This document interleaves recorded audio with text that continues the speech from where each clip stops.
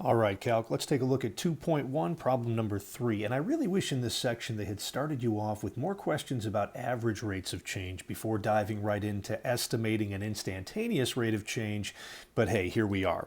Now, the whole point, really, guys, of Chapter 2 is that eventually we are going to learn how to find an instantaneous rate of change, but we're not there yet. We're still just in section 2.1, and the best that we can do in 2.1 is to estimate an instantaneous rate of change. Now, there's a slide in your notes here in 2.1, everybody, that says, and I want to make sure everybody has this here, that if we're going to try to estimate an instantaneous rate of change, this section in your notes says this, that average rate of change basically then can become or can approximate your instantaneous rate of change, but this is important now, as the width of your interval here, b minus a, approaches 0.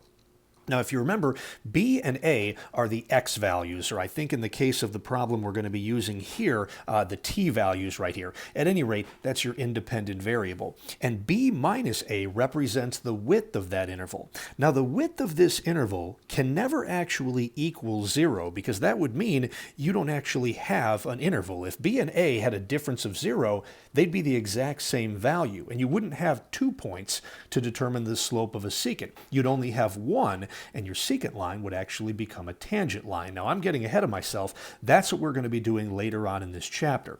But for now, we can estimate an instantaneous rate of change by simply doing an average rate of change on a really tight, small interval. So that's what we're going to do right here. And I'm going to be a little bit more thorough here than I need to, but let's run with it. What's going on here is that our function b is given to us as 5 times the square root of t. Now, I kind of wish they'd been a little bit more specific. B is using t as its independent variable, so this really should be a b of t function. I saw that and left a little room to write that there. And this is the t value, which would be kind of like an x value that they want us to estimate the instantaneous rate of change at. So let me say this again. We don't know how to find an instantaneous rate of change yet. All we know how to do is to find an average rate of change on a particular interval. So the first thing I'm going to do is create an interval now that kind of sandwiches this particular magic value here of 20 degrees Celsius. Now, there is no one right answer to these questions. I need everybody to understand that. But as long as you guys explain to me what your thought process was, and then you execute that plan properly, you're going to get full credit for this. One interval that I could do, this is how I usually like to start, is to go 1/10 of a unit less than this number right here, which would be starting at 19.9, okay, and then ending 1/10 of a unit after that interval there, which would be at 20.1. So I'm going to use the average velocity function, or the average rate of change function, same thing, that I programmed into my TI Inspire. And I just posted a video for how to do that, so you might want to check this one out. But let's take a look at what we've got here, guys, and hopefully I can get this right. Okay, so my average velocity function is already stored in there. So I'm going to go ahead and type here. Actually, hang on a second. Before we do that, remember, we have to redefine our f of x function every time we use this formula in the calculator. So I am going to define here the function which in my calculator I programmed as f of x. Now in this problem it's b of t, but I think you guys kind of get the gist of that. And this function was 5 times the square root of t, so I'm going to put in here, let's see, 5 times the square root of, and we're going to change that t into an x, and there it is, done. So now I should be able to go ahead now and put in the AV function here on the interval that I created for this problem here, which was from 19.9 to 20.1.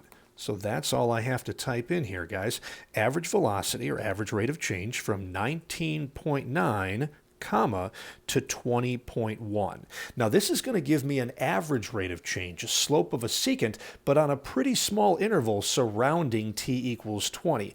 And I get an answer here of 0.559 and change, but remember guys, at this level we round all of our irrational answers to 3 decimal places. So I'm going to write 0.559 here on my paper. 0.559. And honestly, guys, if you stopped right there and circled this answer right here, you'd get full credit for it because you've explained here on the left what it is that you did. You showed me the interval that you used, and what I'll do when I'm grading your work on a quiz or test is type that function into my calculator, use your interval, and make sure that you got the same answer that I got. And if you did, check. This one is done.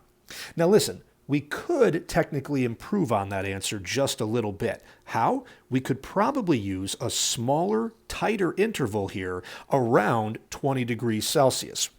In the first interval, I went 1/10 of a unit less and greater than 20. What would be tighter and more accurate than 1/10? How about 1/100th? What if I did an interval from 19.99 to 20.01? That interval right there would be even closer to that magic value of 20, and that should give us a more accurate answer. Although you'd be surprised, very often it doesn't change by as much as you would think. So let's try this one more time now. An average velocity from 19.99, comma, to 20.01. And that's going to give us an answer. I didn't type that in right. Sorry about that, guys. I did 2.01. That didn't sound correct to me. So let me go back up, enter, and let me just cram another 0 in there. Okay, that should be all right. So let's ignore that second line from the bottom that I have here. And if you take a look at this answer we just came up with, 0.5590170 blah, blah, blah, it's a little bit different than the answer that we came up with here. All right. Now, you'll notice if we're rounding to 3 decimal places, it doesn't look any different. But when you go further to 5 or 6 decimal places, you can see that this value is just a little bit different, although not really in any discernible way. If you were going to ask me which one of these answers is more accurate, I would definitely say the second one that we just came up with. Why? Because the interval was tighter to the actual value we cared about, which was 20. So I guess I'll go ahead and write the same thing down on my paper here again. 0.559, and you start to see here, guys, kind of the point of diminishing returns. I'm going to go ahead and do this one more time because once in a while it matters, but I don't know that it will here. Okay, we did tenths, we did hundredths, now I'm going to do thousandths. 19.999 is where we're going to start this, and 20.001 is where we're going to end this interval. And let's see if this shows up as any tangible difference right here. So average velocity from 19.999, comma, to 20.001. I want to make sure I type that in right. I did, and here we go. Once again, you can see that once we get to about the 6th decimal place, this number is slightly different than the previous answer, and I would argue more accurate, but rounding to 3 decimal places, you can't see a difference there. So I'll go ahead and put 0.559 as well. Now, to be clear with you guys, you do not need to do this problem 3 different times the way that I just did. The directions just ask you for an estimate, so as long as you come up with one of those 3 and explain what interval you used to get there, I'll look at that answer and you'd get full credit for that one. Now, later on in this chapter, we will learn how to actually find an instantaneous rate of change.